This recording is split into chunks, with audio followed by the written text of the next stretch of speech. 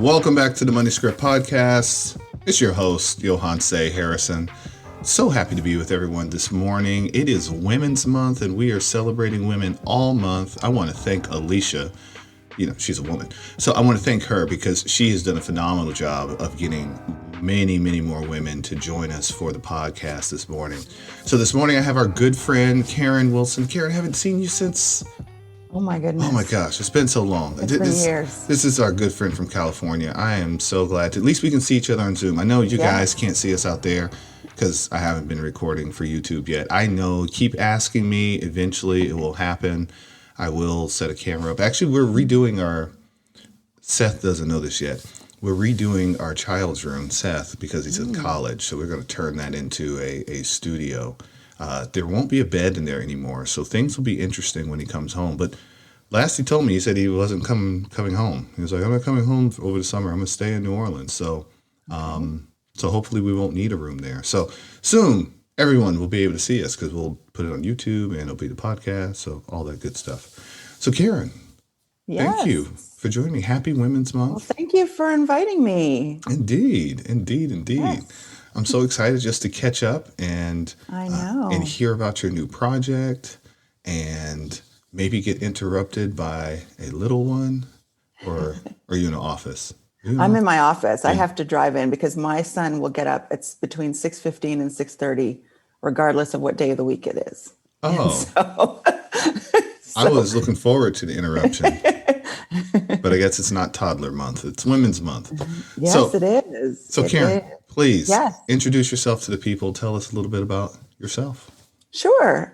So I'm Karen Wilson, and I am a pediatric neuropsychologist, which means that I do evaluations on kids who struggle with learning challenges or social emotional difficulties and put them on a path to being able to thrive and be successful in their education system and at home. Now, and I am also the founder of a startup that connects parents who have kids who struggle with learning challenges with professionals who provide services.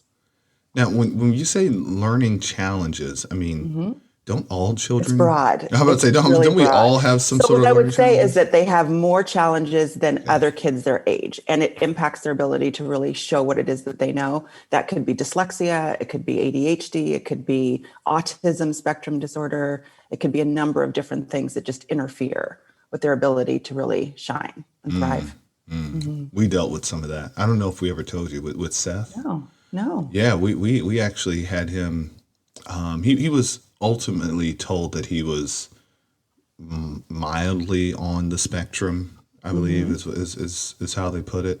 But it was certainly some things that we had to work through. We went through the IEPs at school and therapy and tutors and all that fun stuff. But all of a sudden, when he was about I'd say 15 or 16 years old, I don't know, something just clicked. And I mean, he still struggles. Like his handwriting still looks like he's probably 8 or 9 years old. Right. I mean, it is.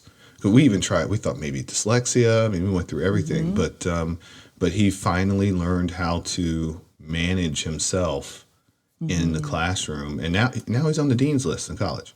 That's amazing. So and that speaks to you and Alicia, and also to getting kids the appropriate support early on. Oh yeah, so that they can have that trajectory. Oh yeah, right? yeah, and a lot of sleepless nights. Yes. That part. So at what age do you, is there age that you specialize in, or is it I see kids from ages 5 all the way up through young adulthood. And how do you support them directly? Tell me a little bit about it, the average day of working with the children. Yeah. So what I do in my practice, we actually do the evaluation. So schools will refer kids to us, or the parents will self-refer. Someone will see that there's something going on. We don't know what it is. We don't know why they're having trouble in the classroom or at home or on the playground. And so we need you to figure it out. And so they send that child to us, and we speak with the family, we speak with teachers, we do a comprehensive evaluation of the child, and then we uncover the underlying reason for the struggle so that we know how to intervene. Because otherwise you're just throwing tutors at a problem and you don't know what the underlying issue is. Or throwing kids out of the classroom because they Right. don't know what the Absolutely. underlying issue Yep. is. Yes. Yeah. Absolutely. Or blaming it on a behavioral issue. And there's so many things that are going wrong that could go wrong. And we want to make sure that they're getting the support that they need rather than being punished for something that they may not have control over. Now, I remember reading a statistic as I was going through things with my son that there is a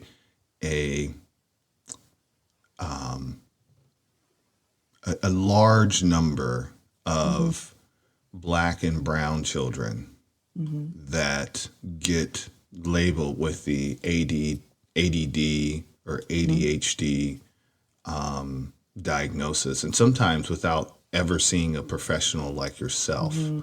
I know that even when I was growing up, I got that label slapped on me when I was about, I think it was in second and third grade. And it never really went further than that. But Right. eventually I just matured a little and then everything was fine. But today, if you were to ask me, I will say, yeah, I think I do have a bit of, I've never been clinically diagnosed, but Right. yeah, I can have a hard time focusing sometimes, especially if the material that's in front of me isn't captivating. Right. It's really easy to lose focus and go do something else. Doesn't mean I'm not paying attention at all. It's just like I'm not Right. giving it my undivided attention.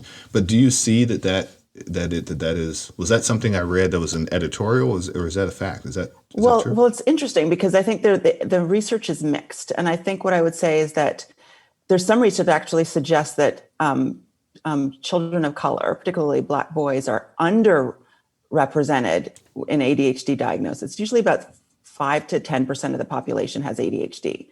And what some of the research suggests is that Black boys are less likely to be diagnosed with ADHD than their white counterparts, and more overly diagnosed as having like a behavioral problem. And so ADHD symptoms are sometimes seen as a behavioral issue in Black children, but in white children, they're more likely to be diagnosed with ADHD and then get the appropriate support that they need. Interesting. So for me, they were just kind of slapping labels back in the They might, the if the 80s. person wasn't qualified to make the diagnosis, absolutely. Right. So what, as a parent, I mean, what are some of the signs? Are there signs that we should look for to when we think we should take our child to get a professional diagnosis? And then second question, for those that don't have a lot of access, how do we get that diagnosis? Yeah, I mean, I think that there are a number of ways to go about getting the diagnosis, but first you have to know what you're looking at. And so definitely communication with teachers is key. And sometimes we can be defensive if a teacher says, your child is really struggling, because the first reaction is often, well, not my child. Not my child. You're my struggling. child is fine. Something wrong with you. Something wrong with your sometimes classroom. it's turned against the teacher. You should be teaching better, and then he'd be able to learn.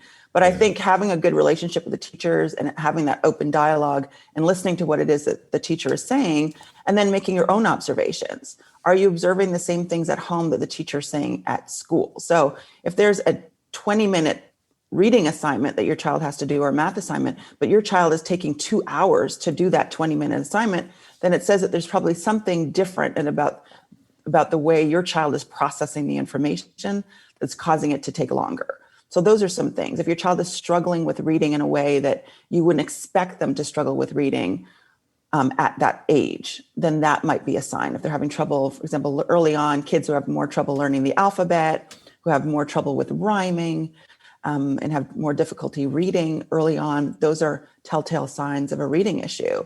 But what's interesting is that there's a researcher at UC Irvine who has done research on poverty. And what she's noticing is that kids who struggle with reading are more likely, if they come from low-income backgrounds, are more likely to see that educators are more likely to attribute the difficulty with reading and academics to poverty rather than an underlying reading issue. And there's an intervention for the reading issue, but there isn't one for poverty. So they just don't get the intervention that they need. You have my attention, Karen. Wow. So it's funny you mentioned that, because just last week, the stimulus bill passed, and part of that stimulus bill, the media because these senators and these representatives, they have media people too, so they have to create a Right. spin. And one of their spins on this current bill is it's going to lift half of America's children out of poverty by increasing the child care tax credit and making it 100% refundable. I've actually already talked to some clients this week. I'm like, you're about to get paid. I mean, it's significant money. I mean, for someone that makes, Right. so I have a nurse that makes about $70,000 a year and has a kid. I mean, she's going to get $3,600. Wow. And she's by no means in poverty, Right. but I was starting to think about the people that make $30,000, $40,000 a year or less, and have one, two, or three kids. I mean, if you're getting somewhere between $9,000 and $11,000 and some change, I mean that's life changing money. That's substantial. Right. It is. So Absolutely. I want to know more about this link to poverty to. Did you say it's a reading or learning disorder? Is that Yeah, what? I mean, I think because what the research has historically shown is that people from low income backgrounds tend to perform more poorly on these academic measures, right? And so when they perform poorly in the classroom, well, they say, well, that's because they come from low income backgrounds, rather than saying this could be a reading disorder, this could be dyslexia, which would require Oh, treatment. This could be a language disorder. And so they don't get the treatment. And one of the things that, research has been saying is that you can't respond to intervention if you never get the intervention. and you can't just throw So, money at the problem either. right, right. Interesting. Yeah. So they Interesting. won't get an IEP. There's no IEP for poverty, right? There's not. But there is. If you have a specific learning disorder, you're going to get services in the school district. Interesting. Now, so the second part of the question there is how, because of that poverty, it can be a huge barrier. And I also know, just going, I mean, Seth went to several schools while we were in Los Angeles, and some of them had a had a higher ratio of poverty than others, or as I said, the children that are on free and reduced lunch. Right. And some of those parents, you just never saw them because they're working. They never came to any of the events that were happening at school, or you know, sometimes these kids would get picked up by neighbors or aunts or uncles or grand, because the parents are just they're working, and but they're not working Right. these high income jobs. How does how can someone like that may not have a lot of access, how do they get their hands on these services? Is that what your website does? I mean, I'm Yeah, curious. and it really connects parents with services. And it may start with a conversation, because sometimes people don't know where to go to access services. But oftentimes the services that you can get is in the school district, but you have to ask. No one is going to go up to you and say, hey, you might want to look into an IEP. And so the parent has to be the one to ask for that. And they have to ask for it in writing. To get their child evaluated. So if they can't afford a private assessment, they can request an assessment from the school, but they have to know that they have the right to do that. And they have to ask in writing. I Yes. noticed you said it. In God, most cases, they these have to ask in laws. writing.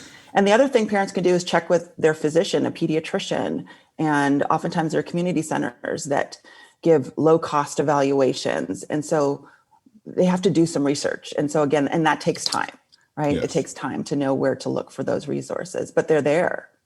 got it.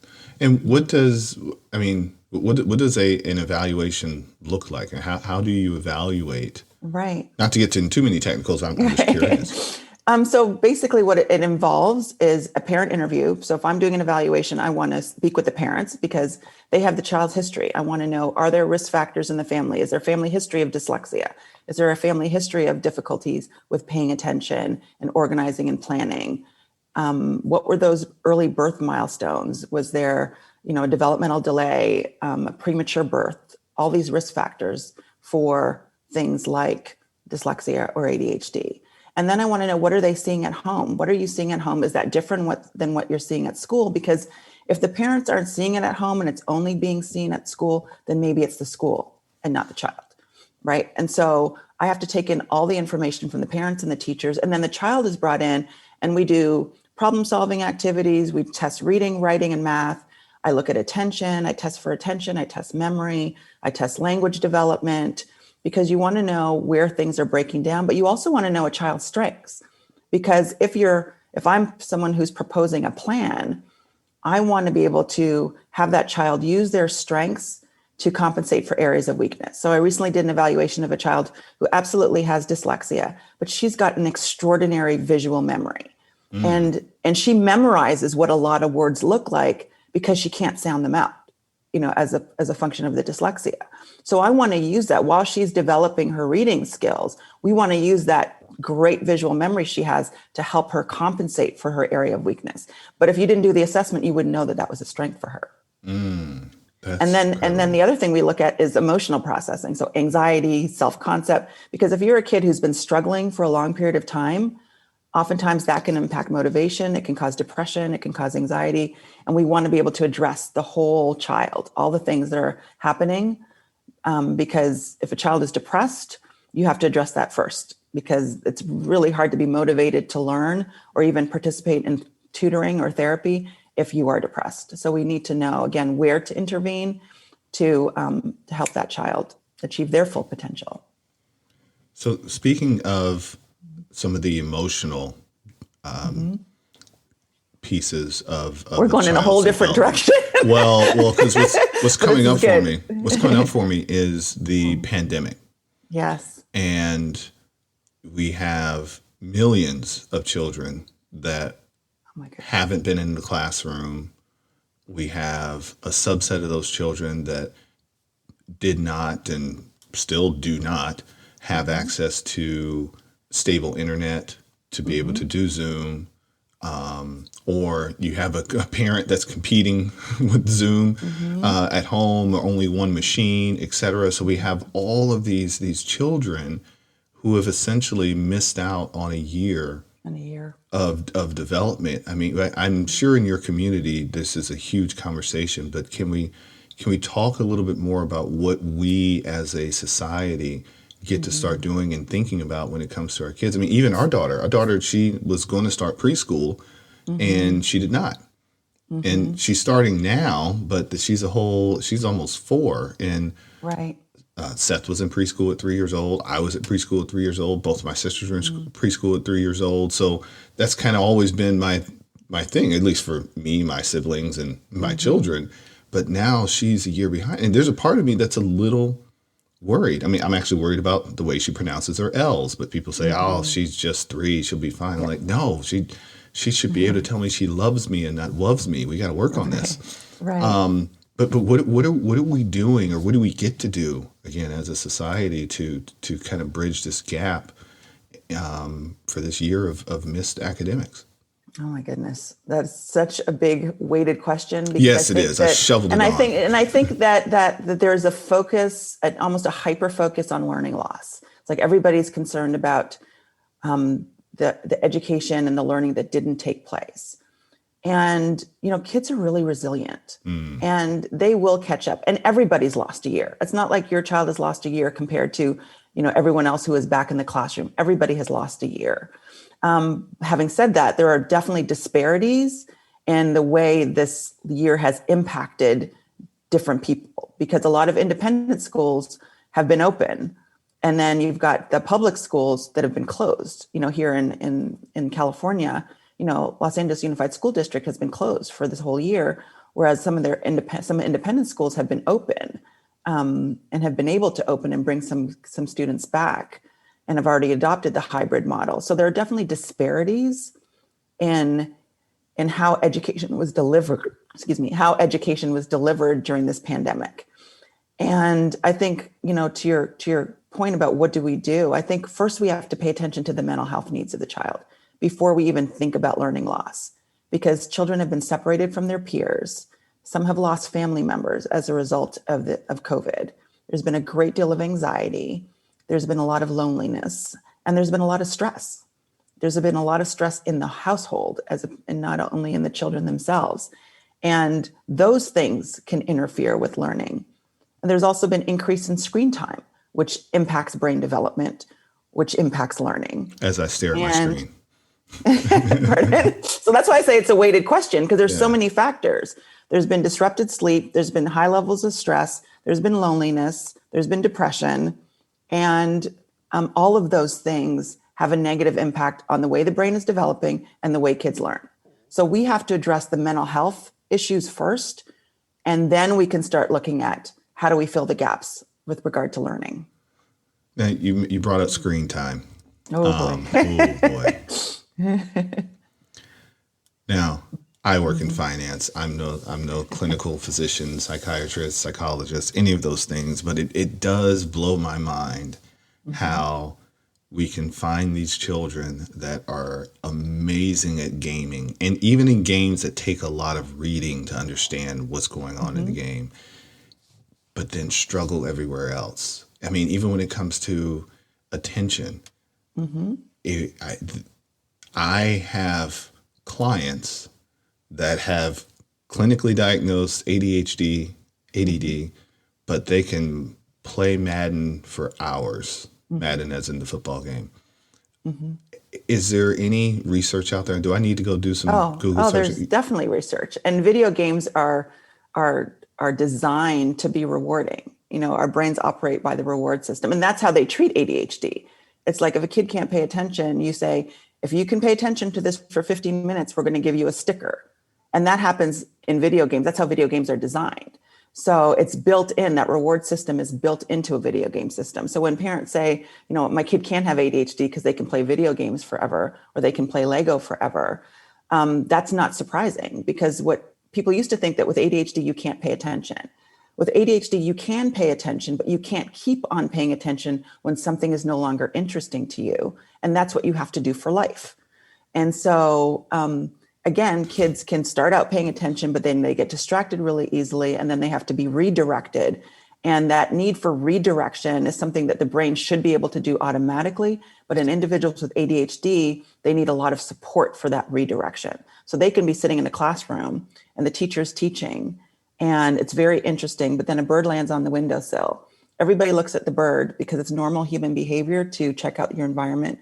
But then there are neurons in your brain that fire that say, inhibit the bird and go back and pay attention to the teacher.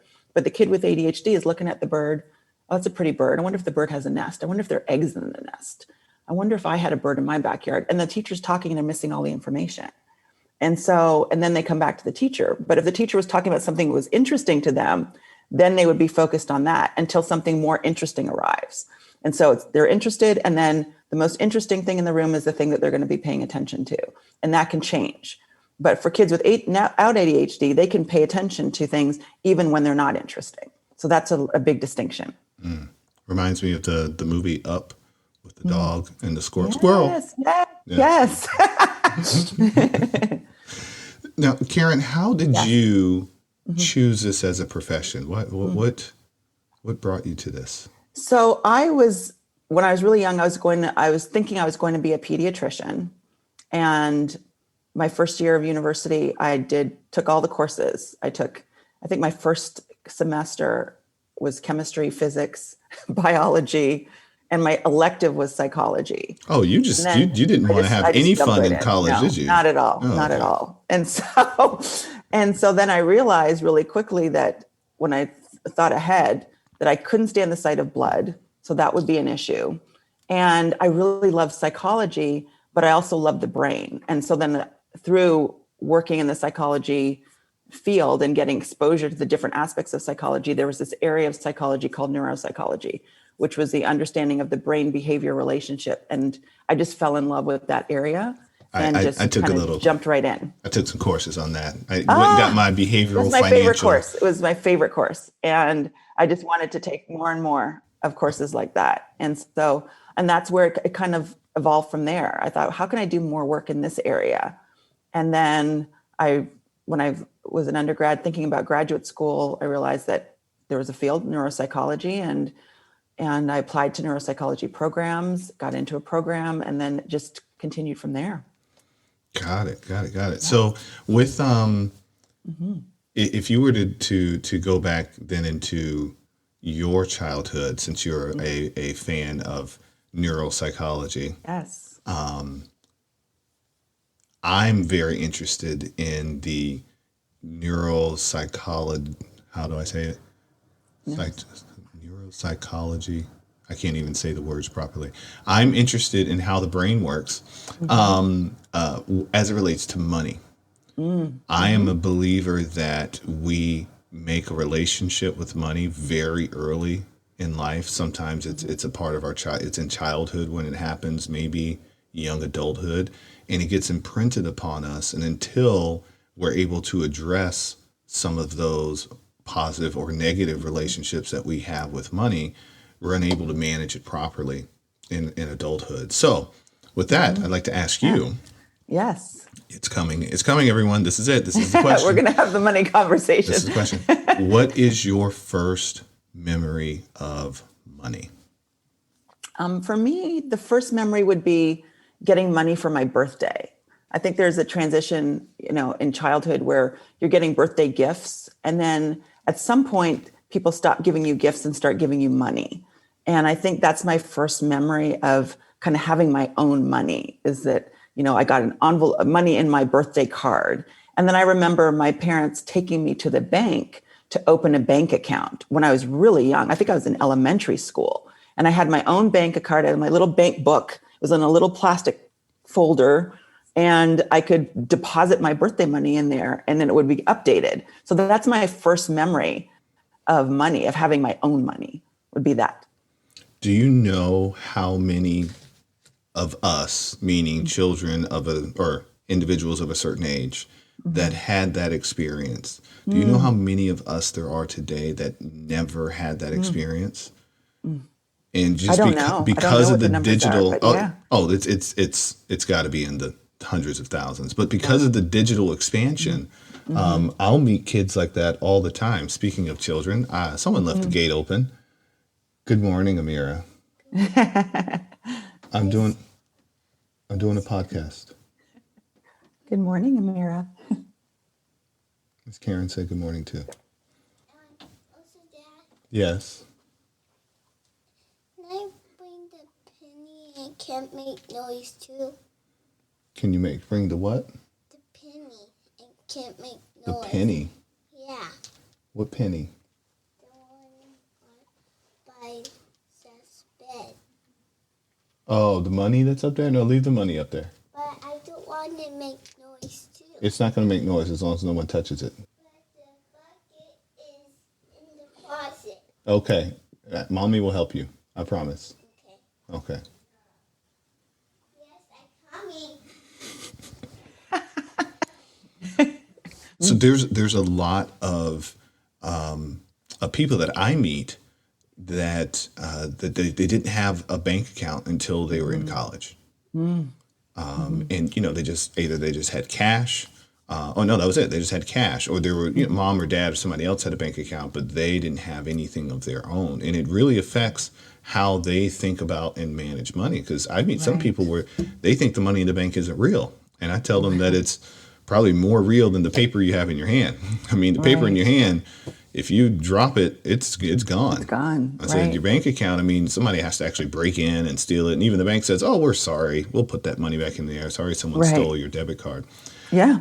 How do you think your experience with money early on and receiving the money and putting in the bank account, how do you think it's affected your relationship with money today?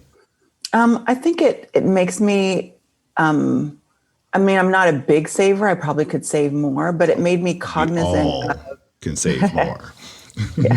All of us can save, Yes. right? But I think it made me cognizant of the importance of saving money for things and not just spending as you see things that you want. And so I think that was good for discipline around money. And so I also grew up watching my mom save money for things, so she didn't use credit cards and get these high levels of credit. She would save for things and then pay for them. And so I think that I learned very early on that, saving for things was an important discipline practice around money. Now, where did you grow up? I grew up in Canada, just in a suburb of Toronto. I didn't hear you were a boat. Maybe I haven't said it yet. Oh. But yes, I grew up in Brampton, Ontario, right outside of Toronto. Then we moved to Kingston, Ontario. It's about three hours away. And that's where I went to undergrad in Canada. And I went to graduate school in the US. That's how I ended up here. Oh, okay. So, so even being in a different country, you had some of the same money experiences that Americans have with Oh, yes. parents. And so that's how I remember getting Right. money for my birthday. Actually, I don't think it was that much of a birthday. My grandfather was a truck driver for Ford, and every time he had a delivery that came through North Carolina, he would park his big rig outside of our house with all these shiny cars sitting on it, what have you, and he would give me a $50 bill. And I remember, I did not want that $50 bill in my bank sitting on my dresser. Mom, you Right. got to take me to the credit union. I got to Right. go to the credit union. I got to put this $50 in my account. Because I knew if I could see it, then I would start thinking of all the things. Oh, I'll just grab this $50 bill as I go to the skating Right. rink with my friends. And what happens? Everybody eats on my $50. Yeah, I didn't. That's so I was funny. like, I got to go to the bank. Right. Well, it's so funny because my kids are younger and they don't want to spend their money. So they have like, my son has this wad of cash on on his dresser from birthday money from when he was like born. And he won't put it in the bank, but he won't spend it either. So it's just like, oh, if you can spend it on something you want, and it's like, no, you can buy that for me. so Yeah. and so he won't spend his money, but he won't put it in the bank either because he can't see it. But that's probably a 6-year-old. Yeah, I've tried that with Amira too, and she said, "No, use your card." I'm like, Yes. like let's use your money in your bank. No, your card. Use your card. I'm like, oh, that's okay. I'll use my card. Yeah. Interesting. So you recently, I think I saw a post on Facebook actually. You recently became a citizen. I did in January. Congratulations. What's interesting is that had been in the works for a year, and then it didn't get approved until the week that Biden and Kamala Harris took office. So I don't know. So I wasn't eligible to vote, Oh, but okay. but it got approved the week after I was sworn in as a citizen, even though it had been in the queue for a year. So whose signature is technically on your paperwork? It's whoever's in office, whoever's in charge of that department Okay. since January 20th, because it was after Okay. January 20th, right? Got it. Oh, so the new appointees hadn't happened yet. Okay, Right. got it. Got Yeah. it. Got it. Okay. So, but you did it. You're here. I You're did with it. us now. I did it. Yes. Welcome. Welcome. Well, Thank you. re-welcome Yeah, I'd officially. been a permanent resident and had a green card for years, but I decided that, I can have dual citizenship. Both my can. kids, my husband's a U.S. citizen, both my kids are U.S. citizens. So I figured, let me just do this. And I think I was feeling a little nervous about the immigration policies and how they might change. And I thought, let me just get my citizenship now, so I don't have that one other thing to worry about. Did you see that, everyone? I got her to say about. Did you guys catch it? I missed. You have to rewind it back, everyone. You'll catch it. She said it one time. It was there. Well, Karen, thank you so much for spending some time with us on the Money Script podcast. It was wonderful learning more about our children Yes. and how we can start to think about, like you said, that spending less time focusing on the learning loss, but just focusing on getting our children the support that they need, because there's been a lot of trauma over the last year, and not just on the child, but on the parents, on the teachers. I mean, society as a whole, and just knowing that our kids are resilient, and They are. they'll bounce right back, and we can find the ways to support them so that they can thrive the way we all want them to. So before we wrap, please share with us a little bit more about childnexus.com. Who should go check out that website, and what should they do once they get there? Yeah. So I have my private practice, and then a couple of years ago, and actually it launched during the pandemic when parents were looking for support for their kids at home. And what it does is it provides information about different difficulties that students face. So if your child is struggling with reading, with writing, with attention, with social skills, you can find information about how to address those issues. And then if you want to go a step further, you can connect with providers who can provide services to your child. And many of those providers are doing that remotely right now because of COVID. But if you're in the Los Angeles area or Southern California, then there's an opportunity for face-to-face, but you can at least get a consultation with someone remotely using that platform under the Find a Provider tab. Find a provider. So if you have a child, you have some concern, you don't know exactly what you should do. Also remember, Karen said it earlier, typically you have to ask the school in writing. So send a letter, you'd like to get your child assessed, or if you're looking for something you can just do right there at home. Again, the website is childnexus.com. Yes. Tell them that Dr. Karen Wilson herself sent you. And we will catch you next time on the Money Script podcast. Again, Karen, thank you so much. Thanks for having me. Indeed. We also like to thank Amira for making her first podcast debut. We'll decide how much of that stays in. And everybody, tune in next week. We have so many more women to highlight for Women's Month. And thanks for all of the women out there for being who you are to us. And by us, I mean those of us that aren't women. We need you. So thank you so much for everything that you do. We'll see you guys next week.